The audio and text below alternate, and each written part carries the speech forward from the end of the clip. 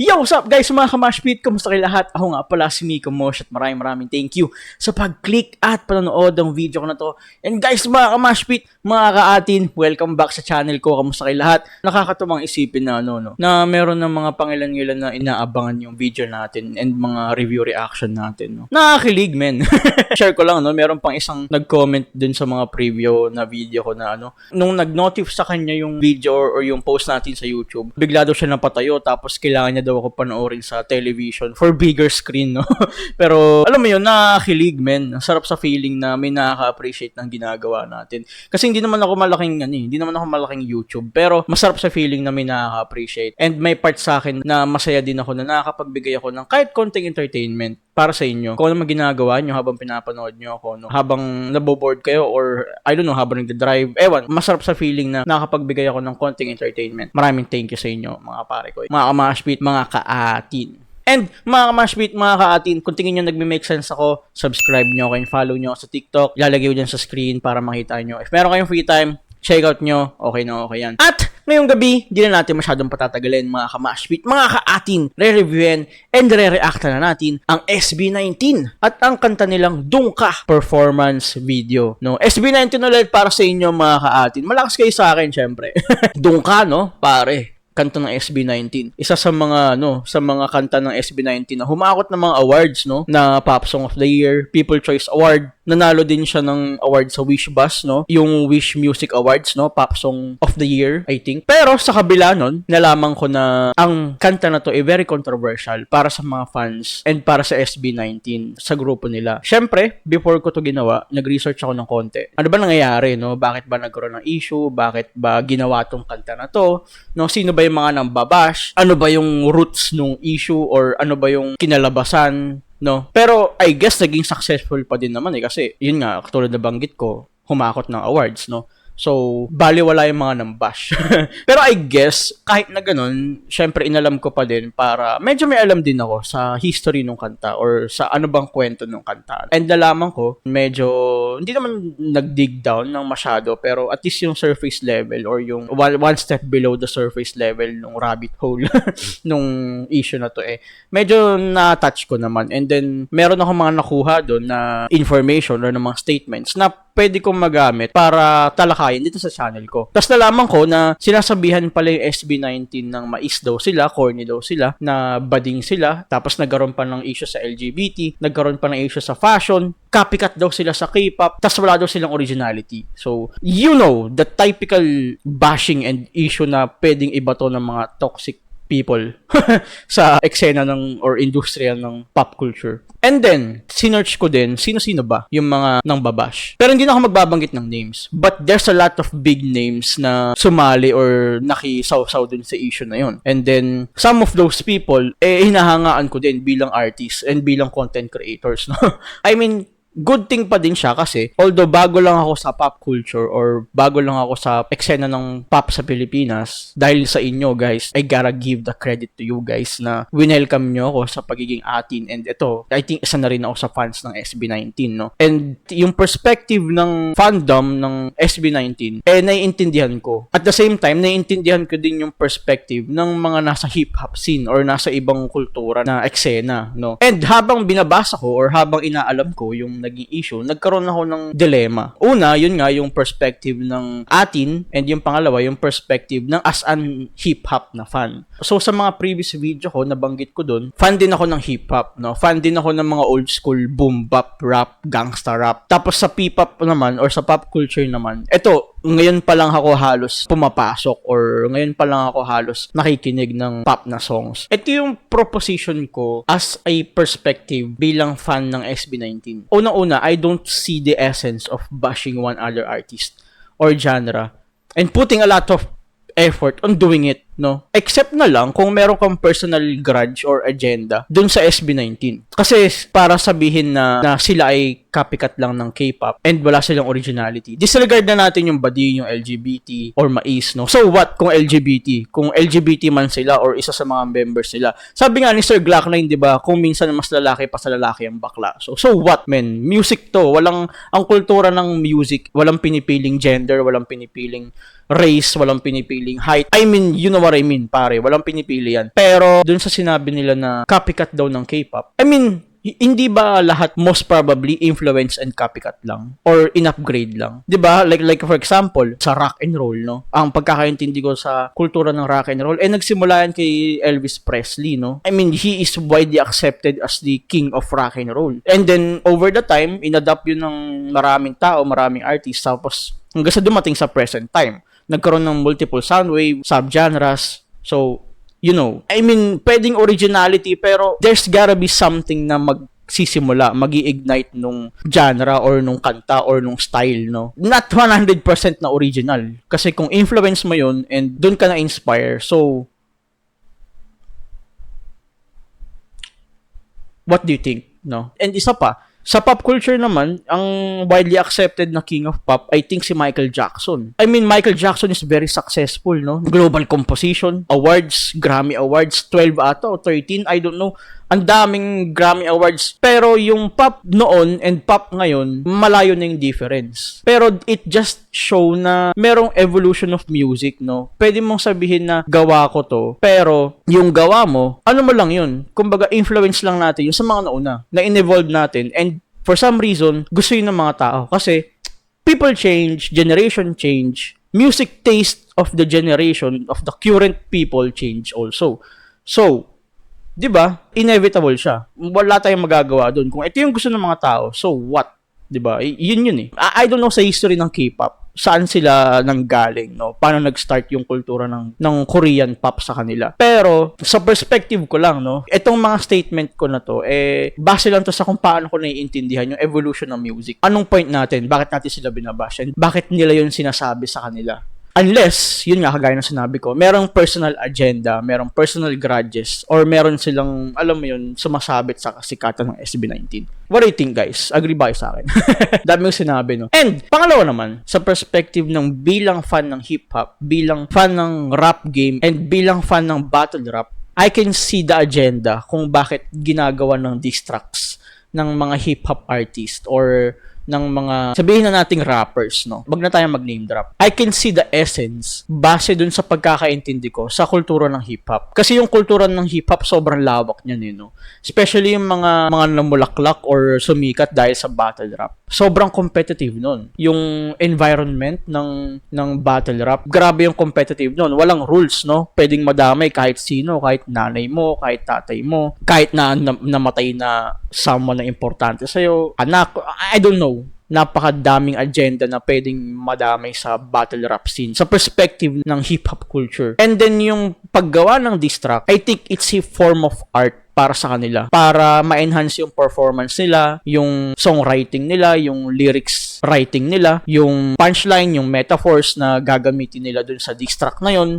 Alam mo yun, to show dominance, no? Para ipakita na mas magaling ako sa'yo, no? Sumagot ka sa diss track ko, gawa mo rin ako ng kanta, ipakita mo na mas magaling ka. And then in return, sasagutin ko ulit yan. Hanggang sa, alam mo yun, back and forth na napalitan ng verses, ng punchline, ng creative writing na, yun, yung mga binanggit ko. I think it's a more like a culture and tradition para sa kanila na this is art, pare, na kung may masabi man ako dito na personal or masyadong ma-issue or masyadong controversial, wala lang yun sa akin. It's nothing personal, no? Part lang to ng tradition and ng culture. Part lang to ng art, no? Art of war, pare. I mean, may mga pinakinggan na rin akong diss track dati, no? Ng mga OPM or hip-hop artists natin sa Pilipinas. And I gotta admit you guys na nakaka-impress din talaga kung paano sila nagpapalitan ng verses and ng lyrics. Minsan di mo na mahalata na diss track siya sa ganda ng kung paano tinahi yung mga verso, yung mga verses dun sa kanta. Ang creative, ang ganda ng metaphor, ang ganda ng bilang ng taludtod, ang ganda ng flow, ang ganda ng, the nuances, the everything, sobrang ganda. Minsan, di mo na siya mahalatang diss track Pero, you know, for them, or for the hip-hop culture, it's just the art of war. Or it's just a craft. It's just an art. Music lang yun. Nothing personal. I mean, pwedeng mali ako sa proposition ko. Pero, that's how things work. At least, base sa understanding ko. Hindi ko dinedepensahan yung pangdidis, yung pagsabi ng mga bading, pagsabi ng walang originality, pagsabi ng nagme-makeup sila. Hindi ko yun dinedepensahan. Pero, it is what it is. That's just how things works, pare. Mga kamashpit. Mga kaatin. So, yun yung, I think, na proposition impression ko, no? Yun yung tingin ko na nangyari kung bakit siya ginawa yung Dungka. Pero sabihin nyo kung mali ako, no? I mean, welcome ako sa pwede nyong sabihin sa akin. I mean, pwedeng makatanggap ako ng bashers din, I guess. Pero, you know, music is just a matter of taste, no? Katulad nga nung sinabi ko kanina, I don't see the essence of bashing and putting a lot of effort para i-disrespect yung other genre or other group. Kasi, kaya nga may genre, no? It's the matter of your taste, pare. Kung ayaw mo dun sa genre na yun, or sa kanta na yun, or sa artist na yun, or sa grupo na yun, huwag mong pakinggan, di ba? Release, pare. Doon ka, sabi nga ng SB19. Doon ka sa circle mo, doon ka sa comfort zone mo. So, kung meron mang nagdo-dominate na genre sa panahon ngayon, yun nga, katulad na sabi ko kanina, inevitable yung music taste ng mga tao. Ano yan, umiikot yan. Meron time sa OPM na tinatangkilik ng mga tao ang rap. Meron din time sa OPM na tinatangkilik ang punk, ang metal, ang rock. No? And ngayon, tinatangkilik naman ang pop. So, alam mo yung bilog ang mundo, pare. Inevitable yung taste, yung music genre na popular na susuportahan ng mga tao. Kung hindi mo siya kayang i-appreciate and kung hindi mo siya taste, doon ka. Diba? Unless, balik ako dun, meron kang personal agenda. And unless, yung ginagawa mong pang didis and pang babash is just a form of your art of war. Or art yun para sa'yo. Craft yun para sa'yo. Pero, those cultures na sinasabi ko ngayon, habang nag-i-smoke ako sa labas kanina, napag-isip-isip ko na na paano ba natin pagsasamahin yung dalawang kultura na merong magkaibang mundo, no? May magkaibang norms and alam mo yun, culture. Pero parang ang hirap, no? I don't know, pare. Maraming nuances, no? Maraming issue na magaganap. And tayong mga fans, hindi natin maiiwasan. Pero siguro, let's try to be a bigger person, no? Kumbaga, let's try to understand each one's perspective para ma-justify natin ba't ba ito nangyari, no? You know what I mean, pare. Be civilized, mga ka-mashpit, mga ka-atin. Ako bilang fan ng metal, bilang fan ng rock, bilang fan ng hip-hop, bilang fan din ng pop, no? Incoming fan ako ng pop and SB19. Na-appreciate ko yung each craft of each everyone. No, tama ba yung grammar ko? Pero mas masarap na na-enjoy ko mas masarap na na-enjoy natin yung music, no? Masarap yan. Kumbaga, lalo na pag may masarap na lyricism. Anyway, dami ko sinabi, guys. Napagod ako kakasalitado na. Inom na ako tubig. Anyway, reviewin and react na natin yung kanta ng SB19 na Dungka. So, maraming nagsabi na yung ginawa daw nila tong live video na to, walang music mismo, no? Metronome lang. So, I gotta give credit to the boys, to SB19, and to the whole crew, pare. Sinayaw and ginawa nila to ng walang music, but metronome, pare. Amazing. Saludo sa SB19. And sa whole crew, the production. Okay, last na. Before ako mag-start, mga ka-mashpit, mga ka-at, meron lang akong curiosity na buo sa isip ko, no? Para sa mga fans ng SB19, anong other genre ng music yung pinapakinggan nyo? Curious ako, no? Kumbaga, how does this science of music taste place on your mind, no? Halimbawa, ako na-enjoy ko yung rock, yung metal, yung hip-hop, yung pop, yung reggae, no? Na-enjoy ko din yun. So, kayo guys, ano pang ibang artist or ibang genre ang pinapakinggan nyo? Bukod sa pop, comment sa baba, mga ka-mashpit, mga ka-atin. Pero anyway, reviewin and react na natin yung SB19 at ang kanta nilang Dungka performance video. Sana mag-enjoy kayo, guys. High expectation ako, high hopes pare sa SB19 para sa kanta na to. Play ko na, guys.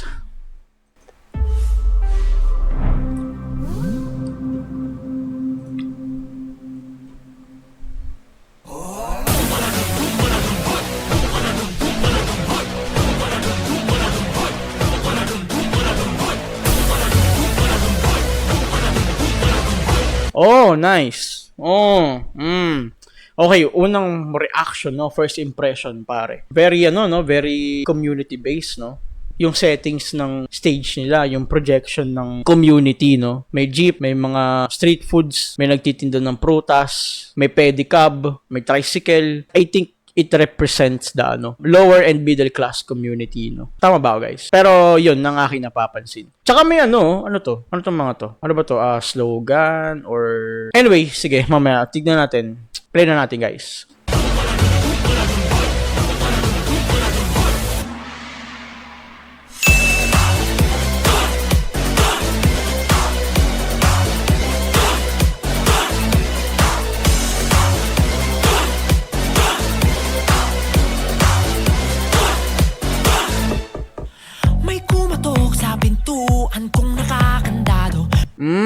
Nice. Ang swabe pala nila sumayaw, no?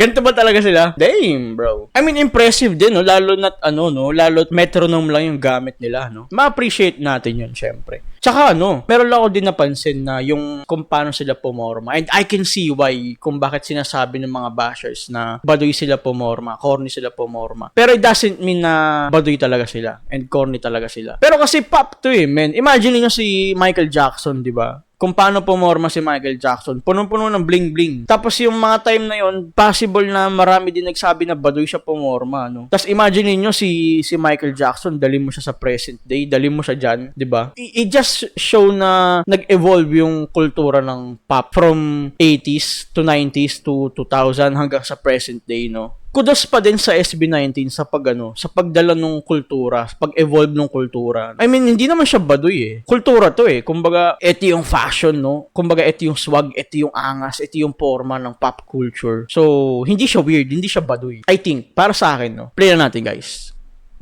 Parang ibang nagpupumilit kahit imbitado. Boy, halatadong desperado, huli ka, balbon, balbon. Dalawang para sa kanin tutong. Huwag nang magtangka pang sumali daming patibong nag-aabang dyan sa tabi. Pasensya ko'y medyo maiksi. Nahu, baka makitang hinanap mo. Yung bang malupit. Yo! Swabe yun Swabe yung gusto ko yun, yung step na yun, yung parang, I don't know, hindi ako dancer pero ang sarap nila tignan, no? Ang ganda nila panoorin. Sabay-sabay, no? I mean, hindi ako dancer, I don't know the elements of dancing and how do you quantify the points kung maganda ba or pangit. Pero, man, this is culture, pare. Play na natin, balik ko konti. Nahu, baka makitang hinanap mo. Yung bang malupit, malupit humagupit. Dito sa bahay ko, ayoko magulo. Ang aabutin mo, palo, pag di ka nagtino, pasang malata ko. Kung di mo to gusto, tumabay ka dyan. Tumabay ka dyan. Oh, nice. Gusto ko yung message, no? Gusto ko yun. Parang nga siya, no? Specifically created and crafted para sa mga bashers nila, no? Kung ayaw mo, doon ka. Kung ayaw mo, umalis ka dyan, no? Doon ka sa circle mo, wag ka dito. So, I think nag-make sense naman yung mga sinabi ko earlier. Play na natin, guys. Solid, no? Ang sarap ng projection nila. Tsaka gusto ko yung yung very iconic na community settings ng Pilipino na, may transformer na, may handaan, spaghetti wires, no? Representing the, grassroots ng Pilipino, kulturang Pilipino. Play na natin, guys. Pasang malata ko, kung di mo to gusto, tumabay ka dyan. Tumabay ka dyan. Tumabay ka dyan. Tumabay ka, kung di mo to gusto, tumabay ka dyan. Kasi dito basta-basta pusta di mo kaya, oy. Pakitik sa bunga puno ng iba nagdadapog ka. Lapot ka, di na nabayan niya, sagot pa. Kapag ako na, nagpakawala, baka ikaw pa ang paghahanapin nila. Yo, gusto ko yung linya ni Pablo, no? Kapag siya na yung nag-let go or nagbigay or siya na yung nagpaubaya, in the end, ikaw pa din naman yung mapapahamak. Para siyang ganun, no? No, I mean, yun yung mga sinasabi ko na I like how they write their songs, their lyrics, no? Hindi siya sobrang sophisticated and hindi rin siya sobrang simple. Saktong-sakto lang, no? Perfectly crafted lang para madali nating ma-digest. Yun yung mga punto ko. Sabi nga ni Sir Batas, Battle Rap MC, na kahit kailan hindi mamamatay ang lyricismo, no? And sabi din ni Zendlook, Flip Top MC din, palamuti lang ang tugma, nasa mensahe pa rin ang punto. So, kahit anong ganda ng rhyme scheme mo, kahit anong ganda ng pagkakatahi mo nung verses, kung wala naman siyang punchline, kung wala naman siyang magandang mensahe, kung hindi naman siya sumusuntok, o hindi naman siya tumatagos sa atin, hindi naman natin siya nadadigest, wala ding kwenta. So, play na natin, guys. Sagot pa, kapag ako na, nagpakawala, baka ikaw pa ang paghahanapin nila. Hindi ako manakit ng makulit. Ito sa bahay ko, ayokong magulo.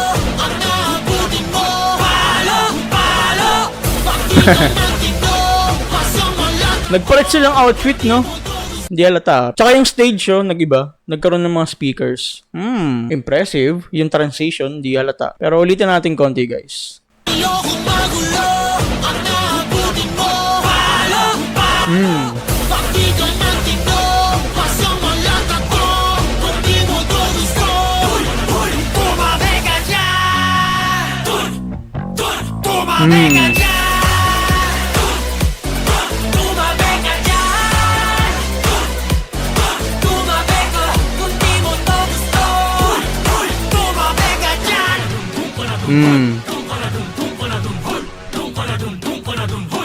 Gusto ko kung paano nila ine-emphasize yun, no? Na doon ka, wag ka dito, pare. Pal ka eh, kupal ka eh, sabi nga nila, di ba?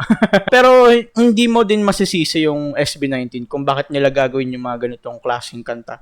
Kasi kapag hindi sila sumagot, parang sinabi na din nila na tama yung mga sinasabi ng bashers. And yung nakaka-impress doon, sinagot nila yon in a form of art, in a form of music, in a form of lyrics and dancing, no? And enthusiastic sila doon. And kinikip pa din nila yung kultura ng fashion nila, no? Ng makeup, ng dance, the settings, the projection. Men, di ba? You know what I mean, pare. Guys, yun na. Play na natin, guys.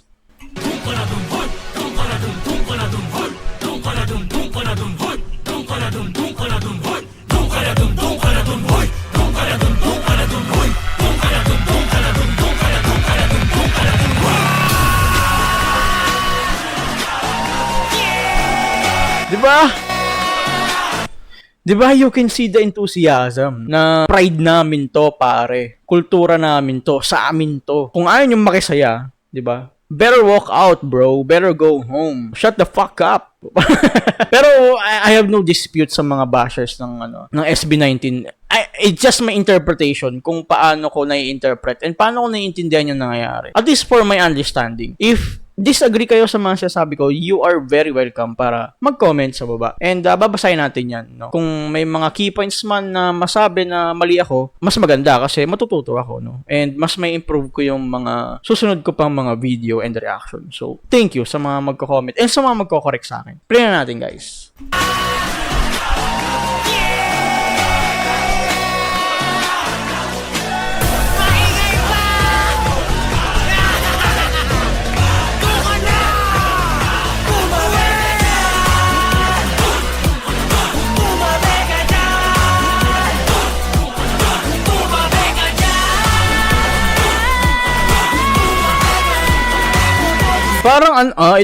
Parang siya, no? Babalik ko sana eh. Pero lumabas ulit to. Para siyang mga banner or yung mga dinidikit sa pader. Anong tawag dun? Pagka may election, yung mga iboto si number 1 sa balota, yung mga ganun, no? I think sinisignify niya din siguro yung political struggles ng community.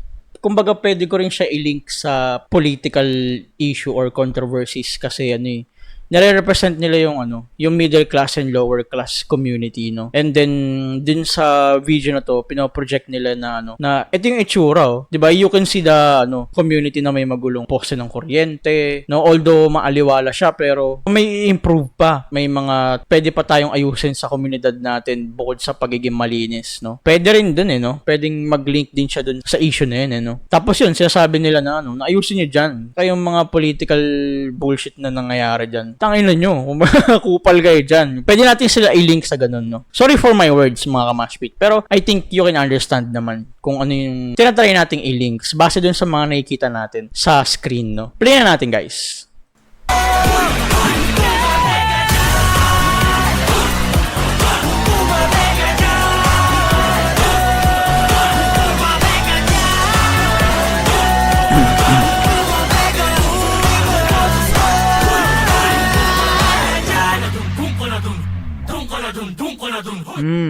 Okay, SB19 at ang kanta nilang Dungka, no? Sobrang solid na kanta. Although controversial siya, pero para sa akin ano pa din ang importante pa din dito is meron siyang malawak na pangunawa sa lower and middle class community, no. Tsaka yung mensahe, yung influence, yung projection, no, yun yung importante, yung music and yung pag-uplift ng pop culture, no, sa Pilipinas, yung enthusiasm. I think yun yung importante dito, no. Disregard na natin yung mga bashing kasi I think naging successful pa din naman yung kanta na to, no, humakot ng awards. I mean, sino nanalo? In the end, no? Kumbaga, although pwede nating sabihin na wala namang talo, wala namang panalo, pero syempre, it depends on your understanding and your comprehension, no? Kung paano ba nasa-settle yung disputes or yung controversies or yung mga controversial na issues, no? Or mga bashing pagdating sa grupo na bias natin. Sobrang solid na kanta galing sa SB19, no. Maraming salamat, no, sa atin community sa pag-recommend ng kanta na to, no. Sobrang swabe nila sumayaw, pare. Actually si Pablo, para sa akin lang to, wag niyo ko iba siya.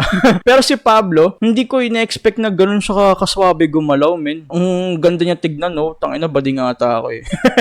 Pero ewan, I mean, it's my appreciation, no, sa ano nila, sa talent nila, sa skills nila, no. Kaya mag-rap, kayang kumanta ng swabe, kayang sumayaw. Damn, bro. Surprising. Para sa akin, men, bago lang ako sa kultura ng pop or bago lang ako sa eksena ng SB19. Pero yun, na-appreciate natin yung mga ganong kasimpleng details sa talent nila. Tsaka yun, yung projection, yung music video, solid. Metronome lang, walang sounds, walang music. Damn, man. What do you expect, pare? SB19, no? Para sa inyo. So yun guys, hindi ko na masyadong matatagalin. Ang dami ko na masyadong sinabi.